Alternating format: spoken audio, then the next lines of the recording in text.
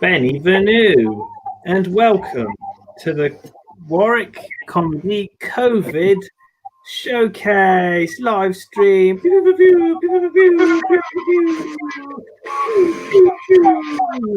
Sorry about before, we had some technical difficulties, but we're back, we're live, and we're here to bring you a good time. So, how's everyone doing tonight? Yeah! Woo-hoo, yeah! Oh, I'm glad we've got such a big audience going on now. Actually, I should probably do that again. So, yeah, hello everyone. Welcome to the Warwick Comedy live stream. We're back. We had some problems, but it's all fixed now, and we're going to move on with the show. So, I hope this brings some joy to all you people watching who, maybe you're trapped inside, maybe you're trapped in your garden, maybe you're in your shed, maybe you're trapped, in someone's basement, and it's life is normal for you. But anyway, if it is you, get some help. I don't know why we're watching a university live stream if you're not getting help, but that could be some very sadistic torture. But anyway, on to our first person today. It's Kate. Yay! Hello. Okay. I'm gonna stay really appropriate. And maybe start my bit again. I'm watching lots of plane crash movies. Okay. That's where we got to. I'm watching lots of plane crash movies. Okay. So now, has anyone seen the movie Flight? Okay, has anyone seen the movie Sully, Miracle on the Hudson with Tom Hanks? Yes. Okay, right. Well, the good thing about doing a live stream performance is that I can't actually hear any of you. So I'm going to assume that all of you have seen both. Which has really helped the joke, if I'm honest. Really helps the joke. Okay, so they're both great, both really good, great movies. Quite different plots. So Sully, really good movie, based on real events. Tom Hanks plays this true American hero who lands a plane on the Hudson River. Everyone's above. Wow, go Tom Hanks. Flight, on the other hand, the short story in which Denzel Washington is a pilot who lands a plane while on cocaine. So I sit down and I start to watch Sully. The problem is that I think I'm watching the movie Flight. So the whole way through Tom Sully, I was waiting for the part where Tom Hanks was going to do some cocaine. This massively up my enjoyment of the movie, because all the way through, all I was thinking was, wow, Tom Hanks' character, he seems like such a stand-up guy. He's a great pilot. Everyone loves him. Oh my god, it's giving me such a twist when we find out about the cocaine. But these filmmakers have done an amazing job. If I didn't already know about this twist because I'd seen it on the internet, I wasn't expecting this at all. So every time he'd do anything, he'd nearly sneeze, and I'd be like, oh, this is it. This is gonna be it. They're gonna pan down, and he's just gonna go to town.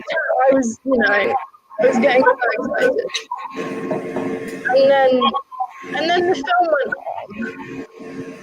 on. And it got to about, I would say, conservatively, 95% through the film, when I figured out that maybe Tom Hanks wasn't going to do any cocaine. It got to the bit where they'd rescued almost everybody, and I was like, you really will at this point. They've got all the way through. When's this cocaine thing going to come up? And I was so disappointed that I was watching the wrong movie. And honestly, my thing was, I think they should do this in all of his movies. I think every Tom Hanks movie, or like 50%, it should be like 50-50. Is there going to be a part where Tom Hanks' character goes cocaine? And you never know when a movie's coming. They never like advertise it. They never advertise. They never put it on the posters. This is one where he does cocaine, or this is one where you don't see him do cocaine. I think they should have it as like a policy. So like Toy Story, it'd be great if like halfway through they were like, oh, Buzz Lightyear was like, oh, Woody, how are we going to clear up all of this dust before Annie gets home? And then Woody's like, I've got an idea. And then he talks about business ideas for the next 40 minutes of the film. It'd be amazing. I'd watch that all day. And I think the reason I want to see this is because Tom Hanks is a celebrity. He's never done anything to hurt anyone. And I love him for it. But I also resent him slightly because I think he's a better person than me. And so I think that's why I would enjoy it much more if every time I went to see a movie where he did, there was a scene where he does blow out a stripper's butt. I just think it would help.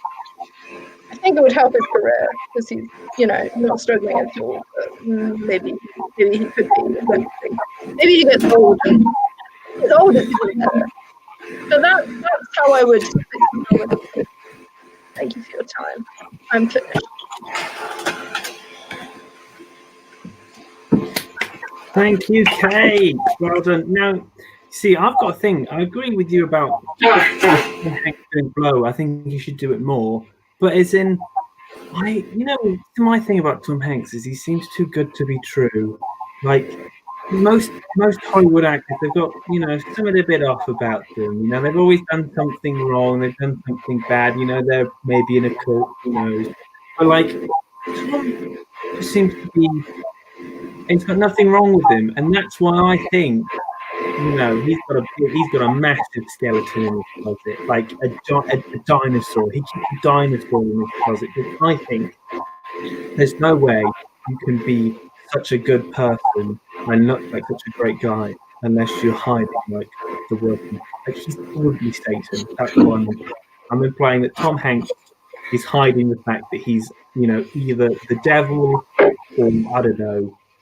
He's Joseph Stalin. It's something. It's that level. I'm talking. It's high up here. It's not like he did when he was 2. Like he can't be that of a good guy. Because I love Tom Hanks, and he could do no wrong. But that's why he does so much wrong. That's my opinion, anyway. Up next is Ernest.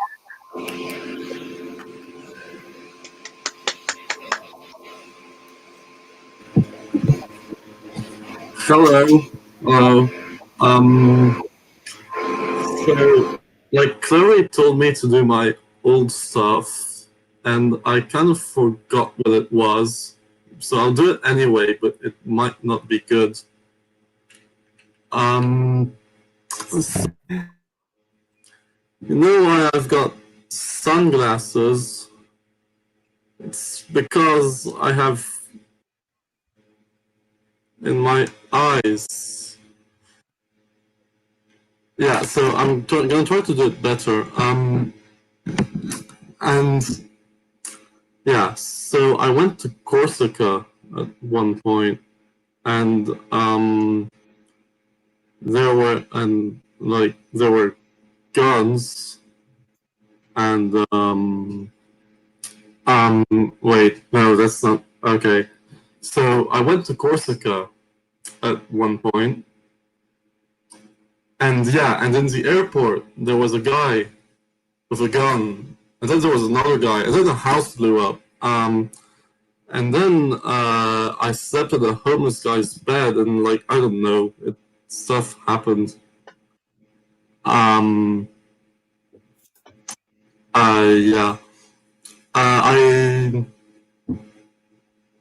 But things are going shit right now.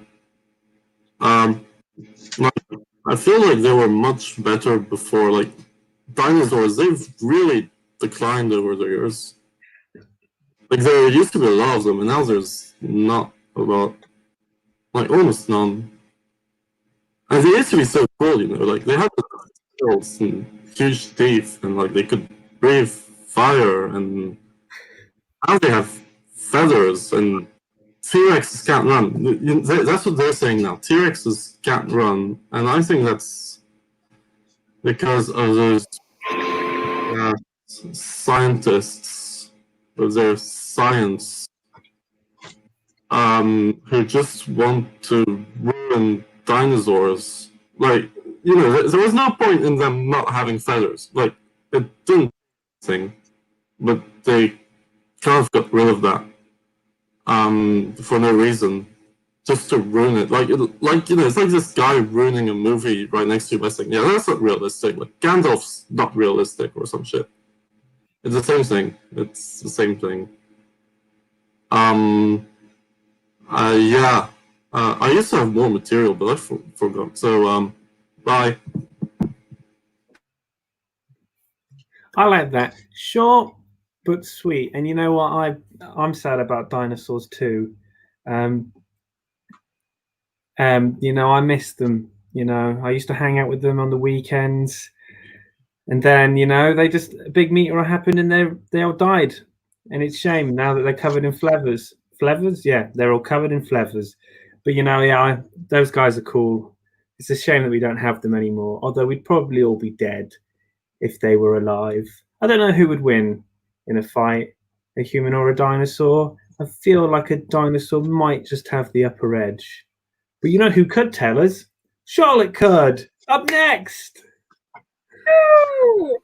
Right, dinosaurs. Go to the Jurassic Coast, Dorset, Devon, lovely. That'll tell you. So, hello everybody. I hope you're keeping well during this pandemic and aren't slowly going crazy like myself and my family. So we've been trying to keep healthy by going on family bike rides. However, my mother has pointed out we do rather look like the famous five when we ride out together. However, this is a move I have wholeheartedly embraced because it means I can get away with shouting "Oi, dick!" at my brother with no ill effects. So if you feel sorry for that brother, please bear in mind that the youngest has been given the role of the dog. I mean, he has his own bike and everything, but they do say border collies are clever. Now, apart from living in an Enid Blyton novel, I have noticed I've become very old-fashioned in my hobby. I mean, like Regency old-fashioned. Like, I'm playing a classical instrument, I've taken up cross-stitch, all meetings are 6 feet apart, and my emails now sound as if they've been written by Mr. Darcy. I hope your family is in good health. But I wonder how long it will be with quarantine until I tell somebody how ardently I admire and love them. So, but on the subject of cross-stitch, I actually got my newest one a few weeks ago for my birthday. Fortunately, it was my 19th, so not a significant one like last time. And let me tell you, my 18th birthday was wild. Well, my birthday's in May, so exams. But after A-levels, it was wild. Well, actually, I'm not really a party animal, but for one night, it was wild-ish. So ever since I turned 17, my mate had been insisting on taking me clubbing. And at this one nightclub in town called Fever. Now, I don't know about you, but I'm a little wary of going places named after ailments. Like, you wouldn't eat in a restaurant called Salmonella. And you wouldn't visit a place called Corona, especially not at the moment. But eventually, I let him take me to it, and it was in the calendar, nothing could be done. So now everybody knows the first part of going on a night out is the outfit. Unfortunately, as you can probably tell, I have no sense of fashion. However, I like to do, instead, I have a mix and match system of clothes, aka the floor wardrobe. And if I'm in a hurry, I play a game called Rushing Roulette. So you grab something for the top, something for the bottom, and go. Shorts and jumper, fine. Stand near some art students, pretend it's a statement. However, if my mum disapproves of your outfit, she'll ask the dreaded question of, "You're wearing that, are you?" To which the correct answer is, "I'll change." I learnt that the hard way. So, after about half a dozen attempts, I was ready and arrived at the club when my friend asked about the matter of protection because of the blokes inside. Now, Redditch can be a bit rough, so I wasn't sure whether he meant Johnnies or knuckle dusters, so I packed both. I was a little lopsided, but I managed. Once in the club, the first thing I noticed was that it had a sticky carpet. But no matter, I was here to have fun and potentially meet something. So I locked eyes on this man across the room, and I decided to walk delicately over to him. However, it is very, very difficult to look seductive when it rather looks like you're wading out to sea. Eventually, I reached him at the bar. I mean, the barman had to throw me an orange ring and pull me in, but I got there. So I'm speaking to this guy, trying to build up a rapport, and it soon becomes very apparent that I cannot flirt. So, never mind verbal diarrhea. I have full-on verbal gastroenteritis. So, does she do a science subject? Yes, why, how could you tell? So this guy, he leant in and he's sort of asking me things like, so, what makes you unique? To which I responded, I can't go cross-eyed and I've never been to Nando's.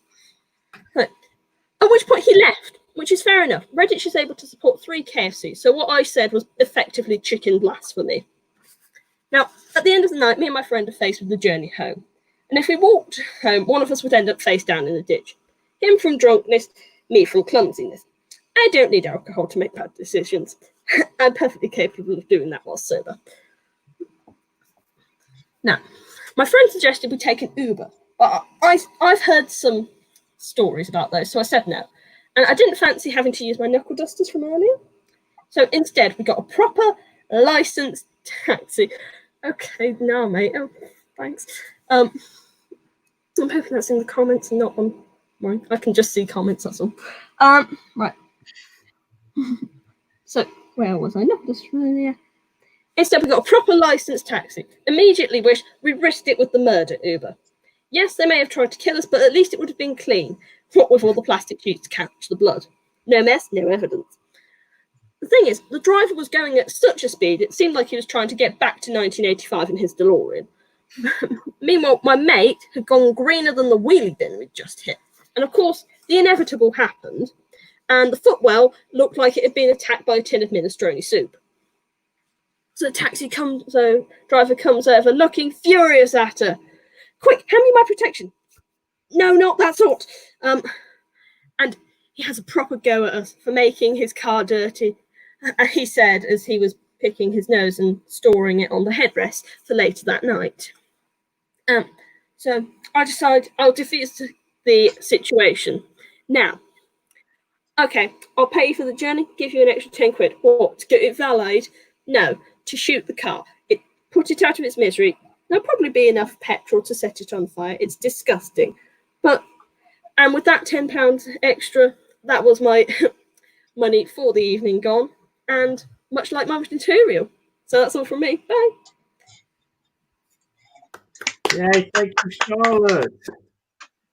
I mean, oh man, I personally have never vomited in a taxi, but I have on a coach full of people. So I guess, is that worse because I can blame it on other people? Because I guess there's like a bit of an anonymity when there's about 30 people on a coach. I don't think, but because God, I think at that point I would have just thrown my friend out the car, really. So you're quite a nice person to do that.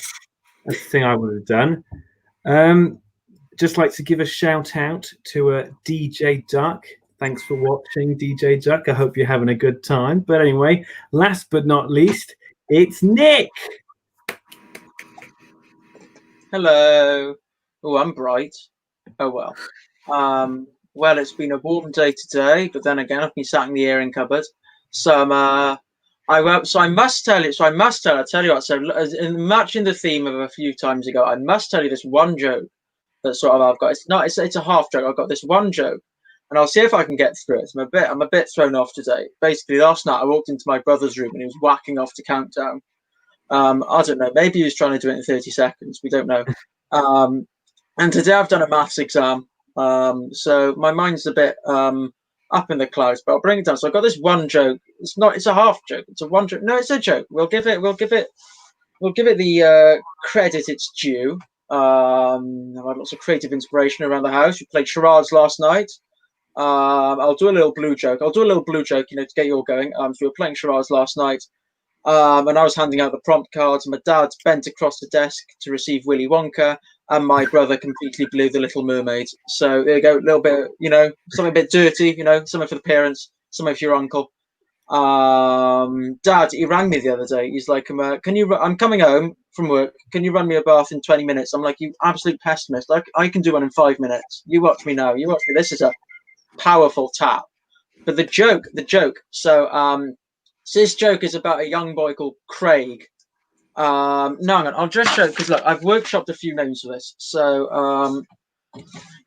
I started off with William. I thought, keep it classy. Then I sort of workshopped Imran for a couple of weeks. I thought, Imran, nice name, nice boy's name. Then I sort of nearly settled on Michelle, and I rang my uncle. I said, is this a sensible name for my joke? He's like, no, mate, that's not a boy's name. That's a woman's name, Michelle. So I just went for Craig, Craig Bellamy, the footballer, or Craig David, whatever he does, drum player. So this story's about a kid called him Craig, and he's learning French. That's the story. He's learning. So keep with the program, please. Like your kid at a busy country fair in the Cotswolds. Keep with it. So I was So this little kid was learning French, much like me. I used to learn a bit of French in school. Me and my French teacher became very close at the end, and we still exchange French letters. But basically, God, the ways I could have gone to school. I do maths now. I did a bit of French, and I dabbled in chemistry, but I was never going to end up with that, was I? Chemistry teacher was like the chemistry teacher would always say, if you study chemistry, you'll get rich. I'm like, what? Make a bomb, eh? And he's like, yeah, shut. So I didn't get along with him. Then there's a physics teacher. He'd let us off with some things. He'd say, "Oh, sir, can I, I don't know, can I overcharge a battery? Yeah. Oh, sir, can I blow up this capacitor? Yeah. Oh, sir, can I leave 5 minutes early? No." It's like, all right, we found a limit. But this Craig he was learning French, but I don't know. We can say it was extracurricular. We can say he was doing it in his own time. I don't care. I don't really care, to be frank, whether he was doing it at school. We'll say it's extracurricular. It wasn't at school. We'll just keep it simple. So little Craig, comes from a good family, fairly straightforward family, and you can see his mum every Friday night on Channel 917. But for little tiny Craig, learning French, he learned one phrase. He thought, right, well, I'm going to go to France now, and I'm going to speak to all the French people. I'll go into the cafe. I'll go into Le Grand Canard, and I'll order, I'll get snails and a horse souffle, and I'll go to France, and I'll have all this French food. Oh yeah, it'll be lovely. And then I'll go and see the Musée de Pompidou, and I'll go and see the Mona Lisa there. So he's like, I'm going to learn French. I'm going to go to France. So he learns this one. So he picks up his phrase book. It's like, servez-vous de la cuisine française? It's like, I can go into a restaurant and order that. He looks in front of the mirror. He's got a mirror in his bedroom, because it doubles up as the bathroom. And he's like, oh yeah, servez-vous, voulez-vous, servez-vous de la cuisine française? Servez-vous, voulez-vous coucher avec moi? That's the advanced level in the phrase book. If you get to that level. But at the minute, he's only getting acquainted with servez-vous de la cuisine française. Voulez-vous téléphoner? No, it's servez-vous de la cuisine française. Yeah. I'll go to the French restaurants. Yeah. So he goes to France, as you do. Gets a ferry over. Gets a ferry to, I don't know, Clermont-Ferrand or somewhere. And then he gets off the ferry and he walks into a restaurant. He's like, oh oui, servez-vous de la cuisine française? Of course I do. It's a French restaurant. Servez-vous de la cuisine française? And non, monsieur, nous sommes une école, said the head teacher. So as I said, it's like a half joke, because it's not really a joke. It looks like it's going to be a joke. You think, this is going to be a joke now. So you think, he's gone to France, he's gone to a French restaurant, and there's been some, build up here, so we're building up to something big. And of course, basically, he's walked into a school, Again, no, look, I'm just showing you, I workshopped some other places we could have walked into. I said, non, monsieur, "Non, monsieur, nous sommes une école," said the head teacher. That was, the one I sounded on. I started with a "Non, monsieur, nous sommes un restaurant," but then I realized, restaurant means restaurant, so that one wouldn't work. Then there's "Non, monsieur, nous sommes une bibliothèque," said the librarian, which, is quite funny. I think, you can go and say, can I do serve French food? No, it's, it's a library, stay with the program. Like your kid at a Paddington station and rush hour, keep with it. There's non, nous sommes une gare routière, said the bus driver, because that's like a bus stop. But bus stops have cafes, so I realized again, you can say, do you serve French food? Is like, yeah, have a latte. Have a cappuccino, some French coffee. So I sort of settled on that. I figured it's backfired slightly on the grounds that it was a complete abject waste of time. But I imagine I've almost enjoyed it as much as you have, which isn't a lot. So I'll leave you all at that. Thank you for watching. Stay safe. Well, thanks, Nick. I quite like that. But yes, I believe that is everyone we've had today. So it's time to wrap it up. I'd just like to say thank you to everyone who's performed. Some people had to leave to eat food or to do an essay, and I'd just like to say it's my first time emceeing. It's not as easy as I thought it would be, but it's room for improvement. So well, I'm glad if you those who watched, I hope you enjoyed, and hopefully we'll see you in 2 weeks' time. So thanks, guys, for coming. Thank you. Ta-ta. Bye. Bye-bye. Bye all. Bye-bye.